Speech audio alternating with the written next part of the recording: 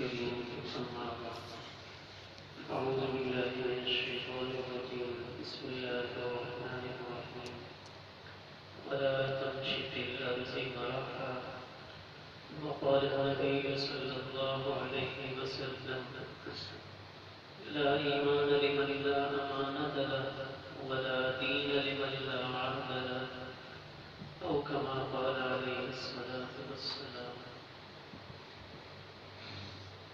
اللہ تعالیٰ نے اس دنیا میں انسان کو آباد کیا ہے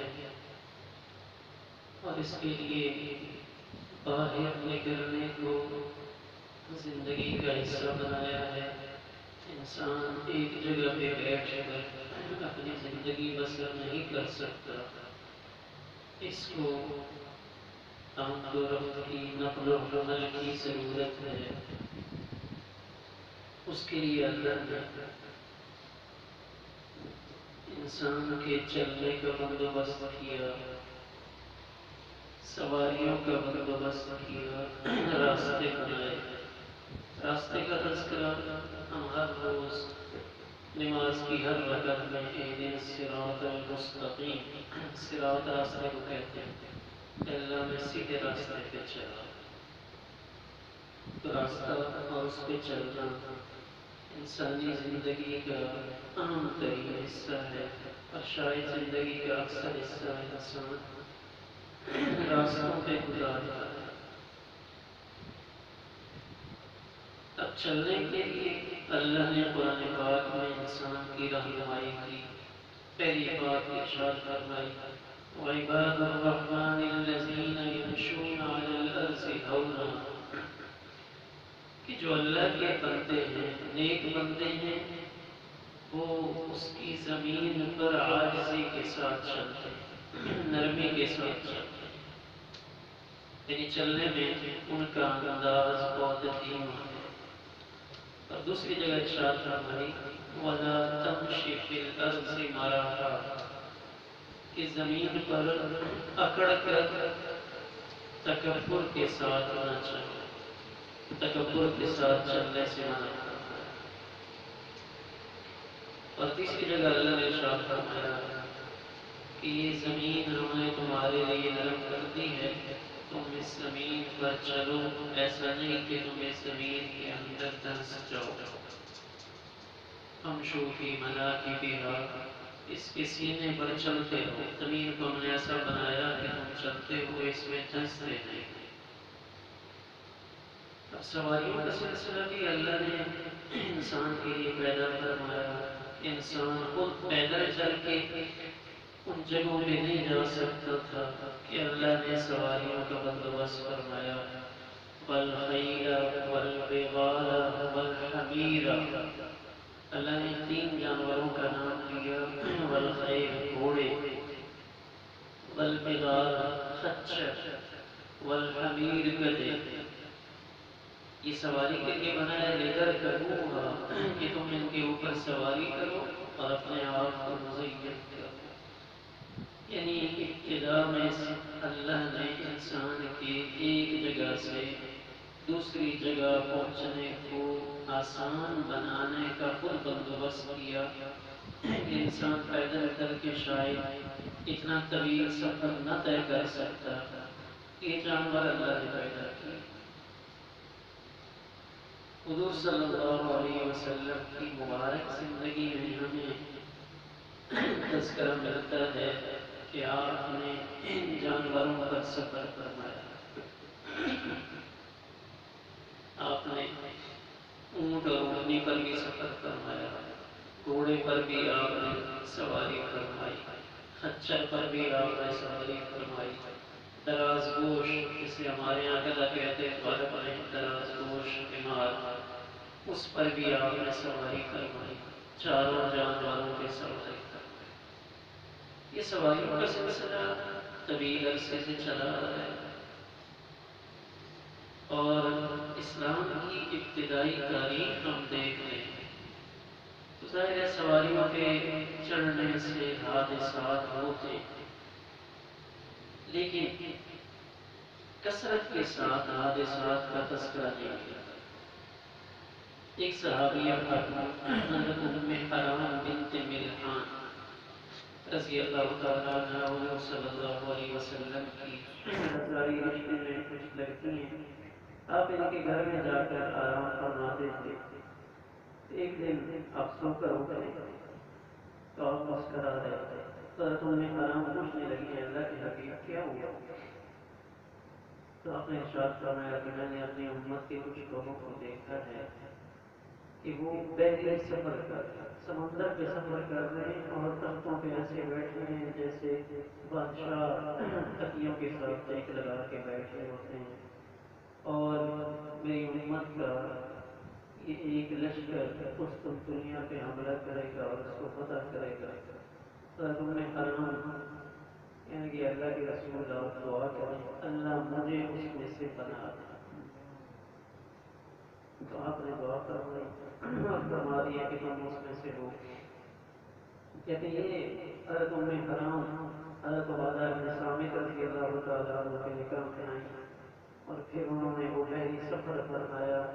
اس سفر میں جب یہاں پہنچ گئے تو وہ گھوڑے پہ سوار ہونے لگے اور ابھی اپنا پاؤں رکاو کے قریب کیا تھا گھوڑے پہ سوار ہونے کے شاید ایک پاؤں اس کے اوپر آیا تھا کہ گھوڑا چل پڑا. وہ گری جس کی وجہ سے گردن ٹوٹ گئی اور ان کی شہادت ہوا. یہ ایک واقعہ اسی طرح جناب رسول اللہ صلی اللہ علیہ وسلم کی ذات اقدس خود جب آپ خیبر سے فتح خیبر کے بعد واپس تشریف لا رہے تھے تو آپ اونٹنے پہ سوار تھے اور آپ کے پیچھے ام المومنین حضرت صفیہ رضی اللہ تعالی عنہا تشریف فرما تھی. بخاری شریف کے حدیث پاک میں آتا ہے کہ اونٹنے کا پاؤں پھسلا اور حضور صلی اللہ علیہ وسلم اور ام المومنین حضرت صفیہ رضی اللہ تعالی عنہا نیچے گرے. پیچھے صحابی رسول حضرت ابو طلحہ رضی اللہ تعالی عنہ تھے. وہ فوراً اپنے اونٹ سے کودے, اونٹ سے چھلانگ لگائی اور حضور صلی اللہ علیہ وسلم کے قریب ہوئے. فدا کا ابھی و امی اللہ کے رسول میرے ماں باپ آپ پر قربان ہو اور بچ تو نہیں, چوٹ تو نہیں لگی. تو آپ نے فرمایا عورت کی فتح کرو, صفیہ کا فتح کرو. تب صحابہ کرام بڑے محتاط تھے. حدیث پاک میں انہوں نے اپنے سامنے کپڑا کیا. ام المومنین نے اپنے چہرے میں پردہ ڈالا اور ایک کپڑا ان کے اوپر کیا اور ان کو اٹھایا. یعنی ایسے ہاتھ نہیں کیا بلکہ پردہ ڈال کے ایک کپڑا اپنے اوپر کیا کہ نظر بھی نہ پڑے اور ایک کپڑا ان کے اوپر ڈالا اور ان کو اٹھایا. یعنی حادثات کا واقعہ ہونا حضور صلی اللہ علیہ وسلم خود اونٹنے کی سواری سے متاثر ہوئے اور اونٹنے کا پاؤں پھسلنے کی وجہ سے حضور صلی اللہ علیہ وسلم بھی نیچے گرے, لیکن اللہ نے آپ کو محفوظ رکھا. حادثات انتہائی کم نہ ہونے کے برابر. اس کی ایک بنیادی وجہ اسلام نے ہمیں بڑے پیارے اصول بتائے. اسلام نے اپنے ماننے والوں کی حفاظت کا پورا انتظام. کیسے؟ جب ہم گھر سے نکلتے ہیں ہمیں دعا بتائی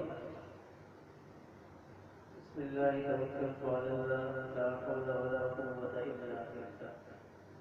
اس میں بھی تذکرہ ہے تیری حفاظت. ایک اور دعا ہے اس کے الفاظ بڑے واضح, اللہم انی اعوذ بک ان اذل او اذل. اے اللہ میں تیری پناہ چاہتا ہوں کہ میں خود پھسلوں یا مجھے کوئی دھکا دے کر پھسلے. ان اذل او اذل, میں گمراہ ہو جاؤں, راستہ بھٹک جاؤں, او اذل یا مجھے کو غلط راستے پہ لگا. جیسے ہمارے یہاں ادھر سے ہو جاؤ ایسے چلے جاؤ. جیسے ہمارے یہاں رواج ہے سیدھا راستہ بتانا بھی لوگ دشوار رہنمائی بھی نہیں کرنا چاہتے. حالانکہ اس میں اتنا بڑا اجر ہے, اتنا بڑا اجر ہے, ہم سوچ نہیں سکتے. صرف کسی کو راستہ نکال دیں, بتا دیں بھائی آپ اس گلی سے تو چھوڑ کے آ جائے تو بہت بڑا اجر ہے. لیکن آج ہم اپنا اجر ضائع کرتے ہیں, مسافر کو پریشان کر کے الٹا گناہ حاصل غلط راستے پہ لگا. لوگ تنگ ہوتے ہیں ادھر سے چلے جائیں وہ آگے جا کے پتہ کر دیں اس گلی سے مڑ جائیں آپ کو مل جائے گا.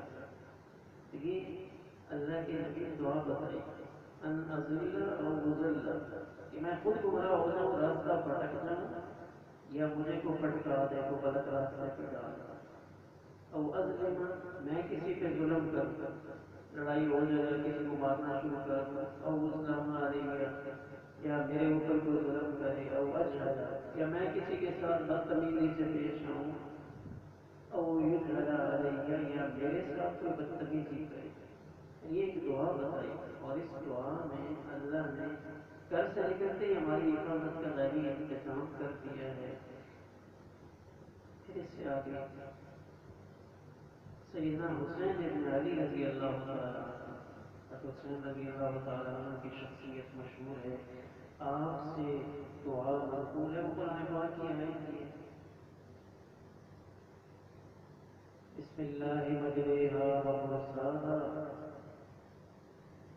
یہ اللہ کے نام سے ہی ہم اس کشتی کو چلاتے ہیں. یہ اللہ کے نام سے چلتی ہے اور اللہ کے حکم سے ہی رکتی ہے. وما قدر اللہ حق قدره والارض جميعا قبضته يوم القيامة والسماوات مطويات بيمينه سبحانه وتعالى عما يشركون. سیدنا حسین رضی اللہ تعالیٰ عنہ فرمایا کرتے تھے کہ یہ دعا ہمیں ڈوبنے سے بچائے. اس دعا میں ہمارے لیے انتظام ہے کہ ہم ڈوبیں گے نہیں. یعنی حادثات وما قدر اللہ کی آیت میں حادثات سے بچانے کا ایک بہترین انتظام ہے. ہماری موت لکھی ہے وہ الگ اچھی ہے ورنہ عمومی طور پہ حوادث سے بچانے کے لیے یہ دعا ایک بہت بڑا عظیم شان عمل ہے. تو اب باہر نکلنا چلنا ہماری مجبوری ہے. راستے پہ آنا راستوں پہ چلنا یہ ہماری زندگی کا حصہ ہے. اب اسلام نے ایک اصول بتایا کہ جب آپ راستے پہ آ رہے ہیں سڑک پہ آپ آ رہے ہیں سواری لے کر آ رہے ہیں تو اسلام نے ہمیں اس شرط کے ساتھ سڑک پہ آنے کی اجازت دی ہے کہ ہم دوسروں کی حفاظت کی ضمانت دیں. ابھی دونوں چیزیں اپنی حفاظت بھی ہماری ذمہ داری ہے. اپنی جان کو ضائع کرنا خودکشی میں آتا ہے کہ ہم کو ایسا کام کریں جس میں ہماری جان جانے کا اندیشہ ہو. ایسا ون ویلنگ جیسے کہتے ہیں لیٹ کے موٹر سائیکل چلانا یہ اگر کوئی مر جائے تو خدشہ ہے کہیں اس کا نام خودکشی کرنے والوں میں نہ آ جائے. یا اس انداز میں ڈرائیونگ کرنا کہ جس میں جان جانے کا اندیشہ کوئی بھی صورت ہو سکتی ہے تو یہ خودکشی کے زمرے میں آ جائے اور خودکشی کرنا بہت بڑا جرم ہے. تو اپنی جان کی حفاظت کا حکم بھی اللہ نے کہ اپنی جان بچاؤ. چھت گر رہی ہے تو اللہ نے کہا کہ اپنی جان بچانا فرض ہے. جب نہیں بچائیں گے بیٹھنے بیٹھے کہ کوئی بات نہیں تو ہم گناہ گار ہوں گے. یعنی جان بچانے کا حکم دیا ہے. تو اب راستے پہ اپنی حفاظت بھی ہماری ذمہ داری ہے اور اس سے آگے بڑھ کر دوسروں کی حفاظت یہ اس سے بڑھ کر ہماری ذمہ داری. اسلام نے ہمیں اس شرط کے ساتھ سڑک پہ آنے کی اجازت دی ہے اپنی سواری کو لے کر کوٹ میں آنے کی اجازت دی ہے کہ ہم دوسروں کی حفاظت کو یقینی بنائیں. اب ہمارے یہاں جو سلسلہ ہے کہ روڈ پہ کوئی سواری چلانے کے لیے لائسنس لگے یہ ایک معاہدہ ہے ہمارا حکومت کے ساتھ. اس معاہدے کی ہم پابندی کریں گے اور اس پابندی کے مطابق ہم اپنا سفر کریں گے. معاہدہ وَأَوْفُوا بِالْعَهْدِ إِنَّ الْعَهْدَ كَانَ مَسْئُولًا. قرآن پاک میں وَأَوْفُوا پورا کرو اپنے عہد کو. اس عہد کے بارے میں قیامت کے دن تم سے پوچھا جائے گا. اب ہمارے یہاں ایک سلسلہ ہے لوگ سمجھتے ہیں کہ بس ٹھیک ہے موقع پہ سائن کر دیں آپ تھوڑا سا معاہدہ کر لیں اپنا مفاد حاصل کریں بعد میں دیکھا جائے گا. یہ تو چھوٹی بات نہیں. عہد کو پورا کرنا قرآن کا حکم ہے وعید بڑی سخت ہے. ایک آدمی وعدہ کہتے ہیں دو بندوں. میں نے ایک شخص کے ساتھ جو بات کی یہ وعدہ ہے میرا پورے مجمع کے ساتھ ادارے کے ساتھ حکومت کے ساتھ کوئی بات ہو رہی ہے تو یہ عہد ہے. وعدہ اور عہد میں تھوڑا سا دو بندوں کے بیچ میں ایک بات ہو رہی ہے یہ وعدہ ہے. ایک آدمی کا پوری قوم کے ساتھ ادارے کے ساتھ کچھ ہو رہا ہے تو اس کو معاہدہ کیا. وَأَوْفُوا بِالْعَهْدِ ہم نے حکومت کے ساتھ عہد کیا کہ آپ کے جو اصول و ضوابط ہیں ہم ان اصول و ضوابط کے مطابق اس سڑک کے اوپر ہیں. اب اگر ہم سڑک کے اوپر ڈرائیونگ صحیح نہیں کرتے, موٹر سائیکل ہے, گاڑی ہے, کوئی سواری ہے, اس کو ہم غلط انداز میں چلاتے ہیں, اشارہ ہے ہم اس پہ نہیں رکھتے, کراسیں غلط انداز میں کرتے ہیں. کہتے اس ایک وقت میں جب یہ کام کر رہے ہیں تو ہم 4 بڑے گناہوں کا ارتکاب. ایک چھوٹی بات نہیں ہے, میں نے گاڑی کی کراس کر دی, میں اشارہ توڑ کے آگے چلا گیا. یہ آگے جو ہے نا ایک وقت میں 4 بڑے گناہ, اور یہ ہم گناہ کماتے چلے بغیر توجہ اور احساس. سب سے پہلا قانون شکنی کرنا, قانون توڑنا. کسی بھی جگہ پہ رہنے والا وہ اس جگہ کے قوانین کا پابند. ہم اپنے ملک کے قوانین کے پابند ہیں. تو اگر ہم غلط انداز میں ڈرائیو کرتے ہیں, سڑک کراس کرتے ہیں, گاڑی کراس کرتے ہیں, اشارہ توڑتے ہیں, تو پہلا گناہ قانون شکنی کا. ہم نے قانون کو توڑا. یہ قانون توڑنے پر ایک گناہ ہمارے کھاتے میں لکھا گیا. پھر دوسرے نمبر پہ وعدہ خلاف. جب ہم نے لائسنس لیا تھا تو ہم نے وعدہ کیا تھا کہ جیسے آپ کا طریقہ کار ہے, آپ کے قوانین ہیں, ہم اس کے مطابق سڑک پہ چلیں گے. تو ہم نے اس وعدہ کے خلاف کیا. تو وعدہ خلافی بہت بڑا جرم ہے. حدیث پاک میں ہے ایک وعدہ خلافی کرنے والا منافق, وعدے کو پورا نہیں کرتا, اس کا شمار منافقین میں. تو ہم وعدہ خلافی کر کے نفاق کے مرتکب ہوئے. اور پھر وعید ہے قیامت کے دن ایسے لوگ جو وعدہ پورا نہیں کرتے, عہد کو توڑتے. قیامت کے دن ان کو میدان حشر میں لایا جائے گا, ایک جھنڈا ان کی سرین کے ساتھ پیشاب والی جگہ سے ایسے اوپر گاڑ دیا جائے گا, اور یہ جھنڈا ان کے اوپر لگا ہوگا, یعنی یہاں پیچھے سے شروع کر کے اوپر لگا ہوگا, اور ساتھ اعلان ہو رہا ہوگا کہ یہ جزا ہے اس کی جو غدر کرتا ہے, جو دھوکہ دیتا ہے, وعدہ کر کے اس کو پورا نہیں کرتا, عہد کر کے اس کو توڑتا ہے. لیکن قیامت کے دن ان وعدہ خلافی اور عہد کے توڑنے والوں کو بڑے غلط انداز میں اور بے عزتی والے انداز میں گزارا جائے گا. یہ بڑا سخت سلسلہ ہوگا. حضرت علی رضی اللہ عنہ کا فرمان ہے, بربادی اور ہلاکت ہے اس شخص کے لیے جو وعدہ کرتا ہے اور پھر اس کو پورا نہیں کرتا. وعدہ کر کے اس کو پورا نہیں کرتا, اس کے لیے بربادی اور ہلاکت ہے. تو پہلا گناہ قانون شکنی کا, اور دوسرا گناہ وعدہ خلافی کا, اور تیسرا گناہ ایذاء رسانی, تکلیف پہنچانے کا.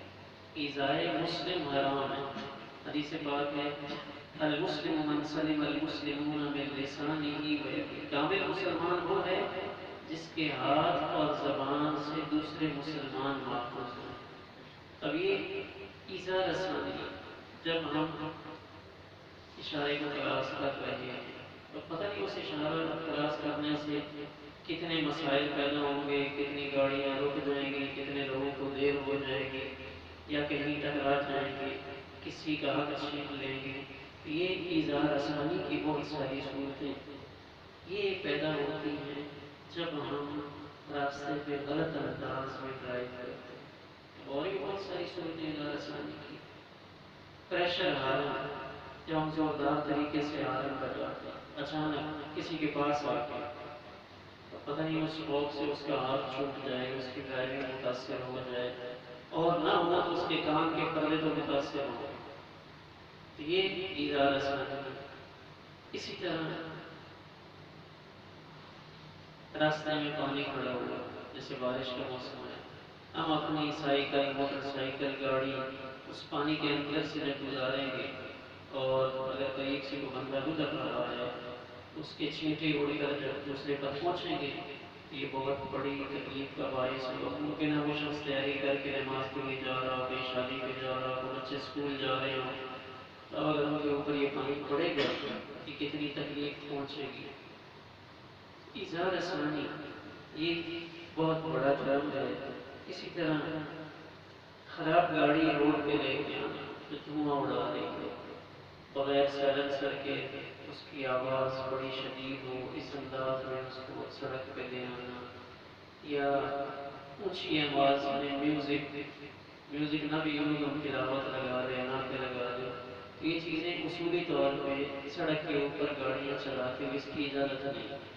تو ہم بآواز بلند اگر کچھ چلا رہے ہیں تو یہ بھی ایزار اسانی کا باعث ہے.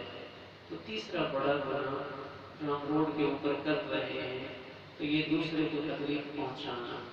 تو یہ بہت بڑا خطرناک کام ہے. اور چوتھا جب ہم غلط انداز میں ڈرائیو کرتے ہیں، چوتھا گناہ دوسرے کی حق تلفی کہ ہم حق بھی چھینتے ہیں. تکلیف تو پہنچاتے ہیں، حق چھینتے ہیں. تو گاڑی اس کی یہاں ہونی چاہیے تھی، ہم نے اپنی گاڑی وہاں پہ کر کر. اسی طرح جب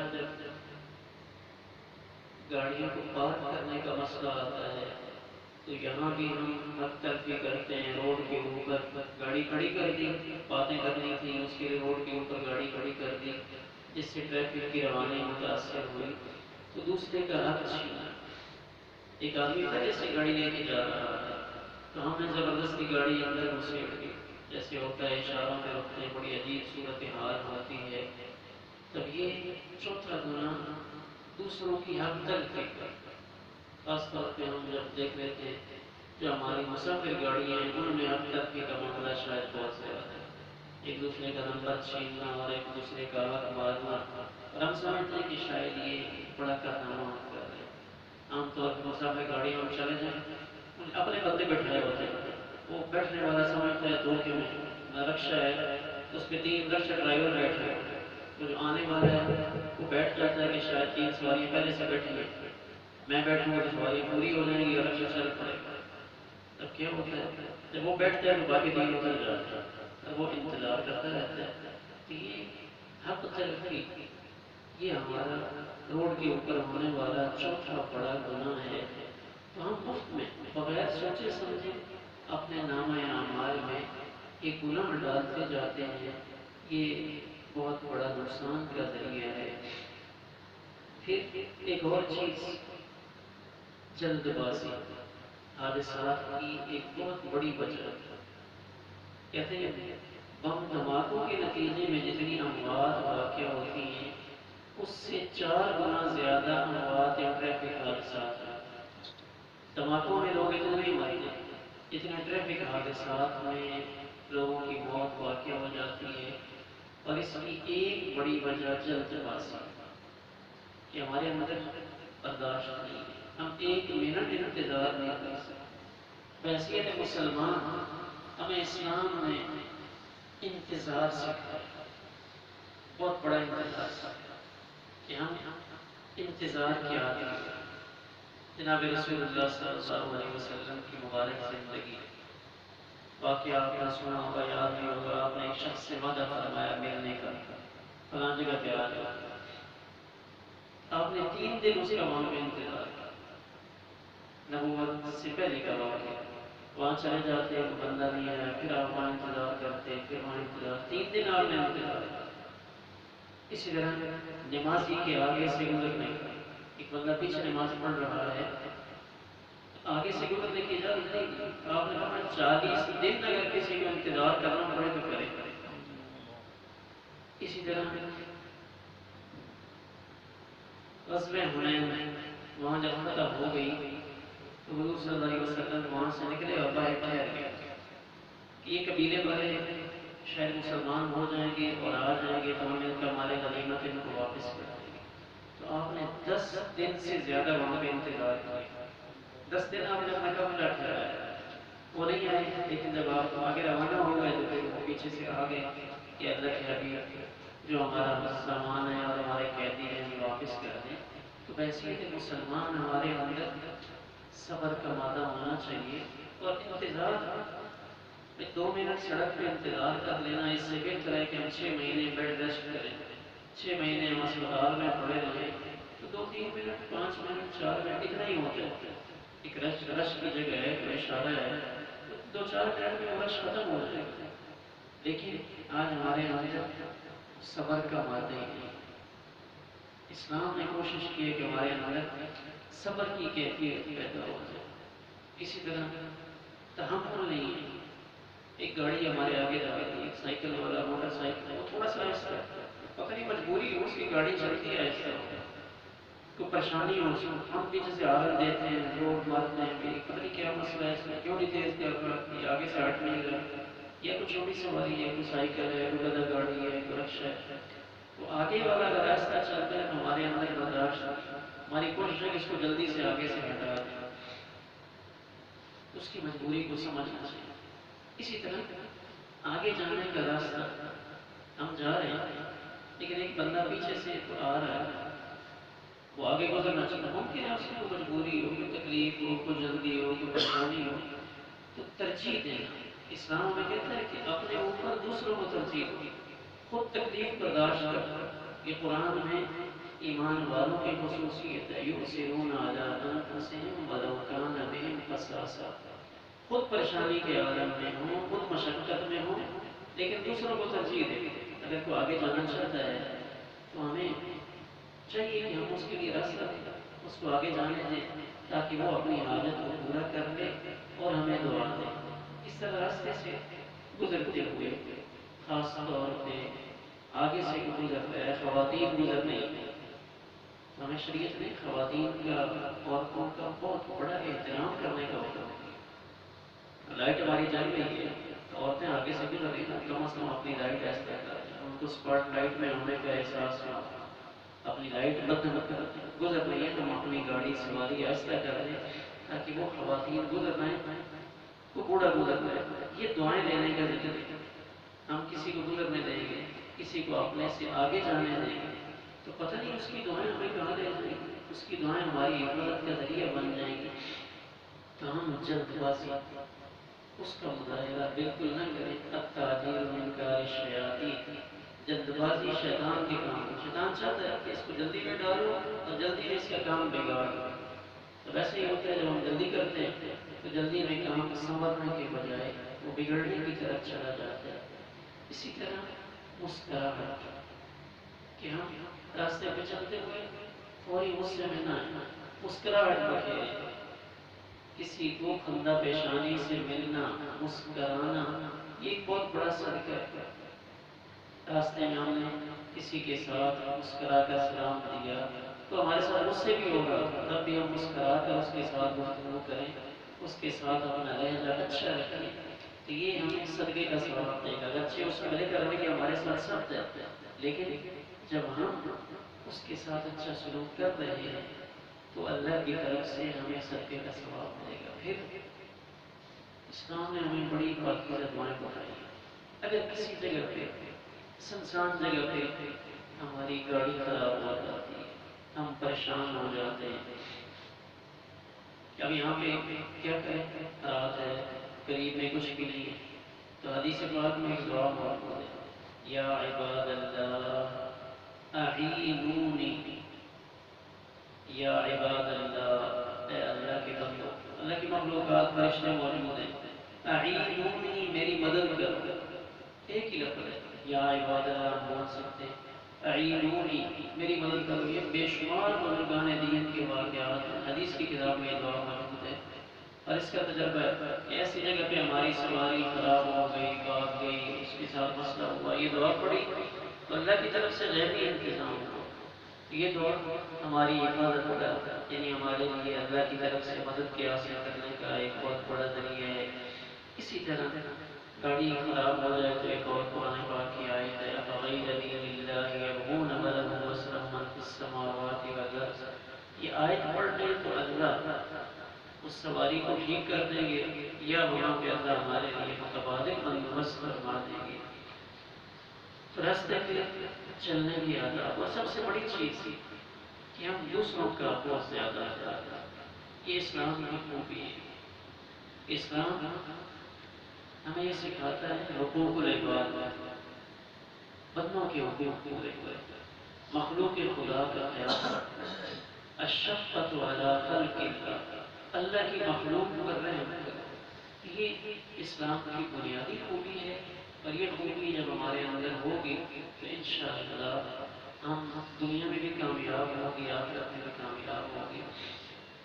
फिर इससे आखिरी और अहम बात, इस्लाम ने हमें हुक्म दिया है, इन्नल्लाह कतब अला कुल्लि शैइन, कि अल्लाह ने हर चीज़ पर, यानी हर काम को अच्छे अंदाज में करने का हुक्म दिया। इन्नल्लाह कतब अल इहसान, हर काम को अच्छे तरीके से उसके करने का तरीका आना चाहिए। यहाँ तक कि इज़ा ज़बहतुम फ़अहसिनु ज़बह, ज़बह करना है तो ज़बह भी अच्छे तरीके से करो, जो उसका सही तरीका है, यानी ड्राइविंग में आनी चाहिए, हमें उसका तरीका सीखना चाहिए।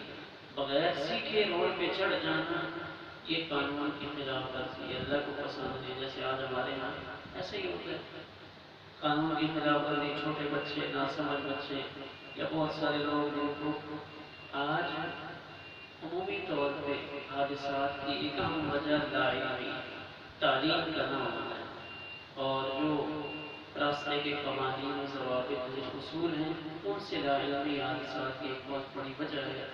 तो इस्लाम का हुक्म है कि हर काम को करने से पहले उसको सीखा जाए और उसको अहसन तरीके से करने की कोशिश की जाए, तो इंशाअल्लाह फिर हावादिस से हम महफूज रहेंगे और दुआओं का एहतमाम बहुत ज़्यादा हो। ये दुआएं हमारी हिफाजत का बहुत बड़ा ज़रिया है।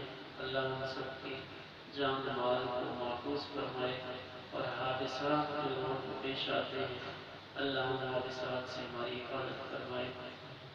और इसके बारे में एक आम चीज़ कि हमारे यहाँ शायद इसकी तालीम और तरबियत का इंतज़ाम नहीं कि आपने सड़क पे कैसे चलना है।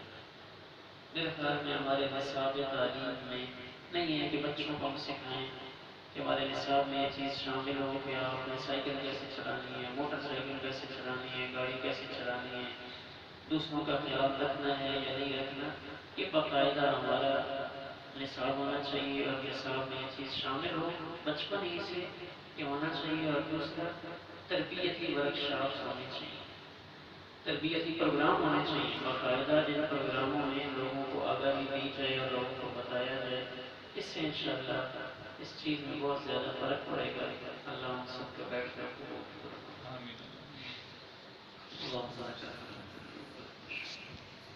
या